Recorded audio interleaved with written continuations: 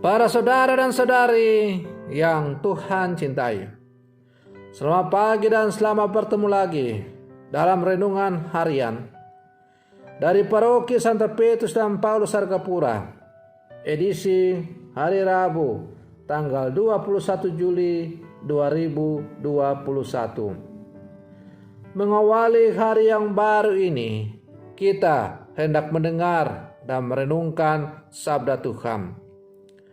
Marilah sebelum kita mendengar dan merenungkan sabda Tuhan, kita berdoa. Dalam nama Bapa dan Putra dan Roh Kudus. Amin. Allah Bapa, sumber kedamaian, bagi mereka yang dapat memahami sabdamu adalah sumber pengharapan dan ketabahan hati. Semoga hati kami selalu terbuka untuk menerima Roh Kudus, dan ajarilah kami berkarya membangun dunia menjadi tempat kedamaian bagi siapapun. Bersabdalah ya Tuhan, kami siap untuk mendengarkan. Semoga sabdamu yang hendak kami dengar dan kami renungkan untuk mengawali hari yang baru ini semakin mengarahkan hidup kami untuk tertuju kepadamu. Terpujilah Engkau Bapa, Putra dan Roh Kudus, kini dan sepanjang segala masa. Amin. Para saudara dan saudari yang Tuhan cintai, sabda Tuhan yang hendak kami dengar dan kami renungkan untuk mengawali hari yang baru ini diambil dari Injil Matius pasal 13 ayat 1 sampai 9. Tuhan bersamamu.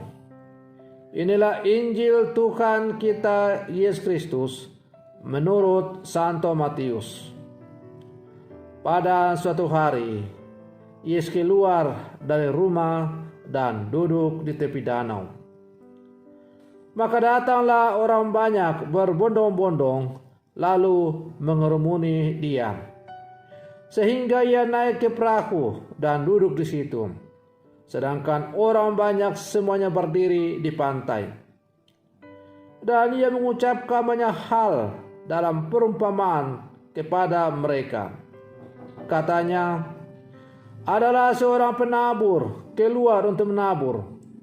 Pada waktu ia menabur, sebagian benih itu jatuh di pinggir jalan.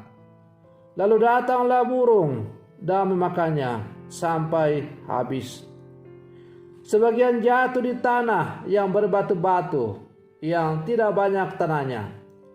Lalu benih itu pun segera tumbuh karena tanahnya tipis.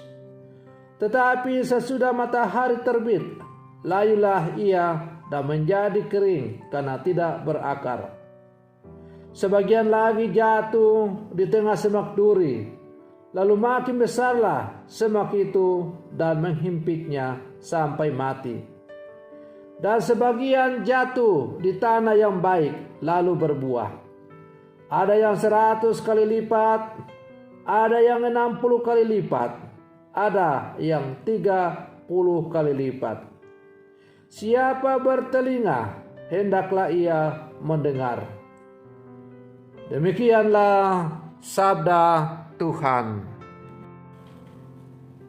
Para saudara dan saudari yang Tuhan cintai, Yesus dalam menjelaskan atau menyampaikan pengajarannya tentang kerajaan Allah, ia kerap kali menggunakan pelbagai macam-macam perumpamaan.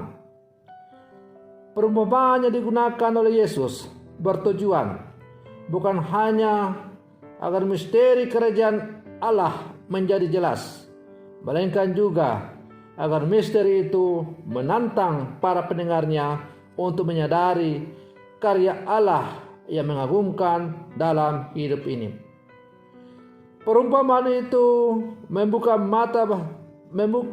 mata, budi dan hati akan kenyataan hidup yang mengagumkan sekaligus menggetirkan.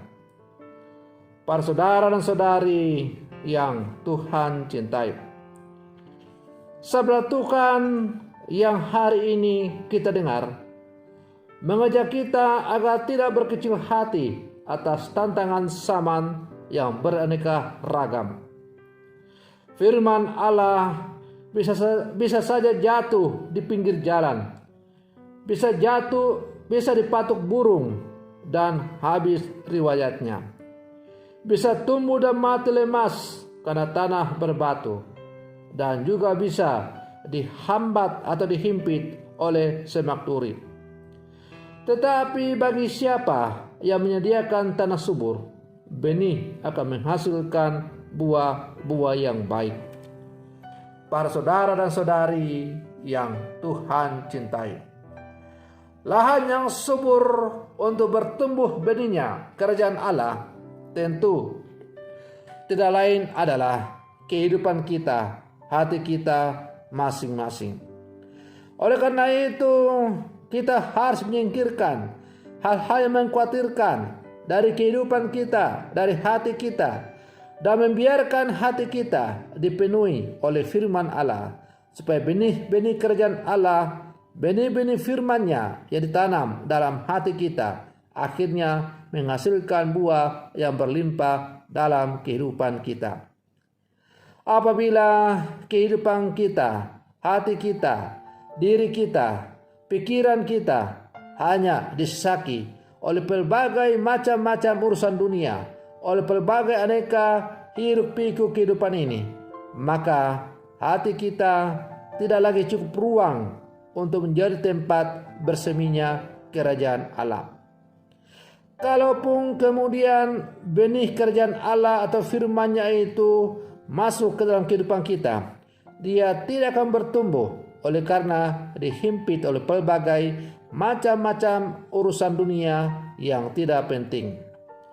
Para saudara dan saudari yang Tuhan cintai, oleh karena itu, sebagai murid-murid Yesus yang hidup di zaman sekarang, kita diajak agar semakin mempersiapkan kehidupan kita, hati kita, diri kita untuk selalu ditaburi oleh firman Allah, oleh benih-benih kerajaan Allah.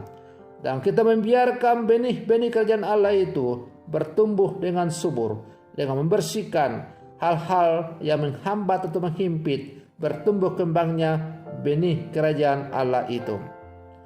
Para saudara dan saudari yang Tuhan cintai, marilah sebagai murid-murid Yesus yang hidup bersama sekarang, kita terus berjuang untuk membiarkan seluruh kehidupan kita diresapi oleh benih-benih kerajaan Allah.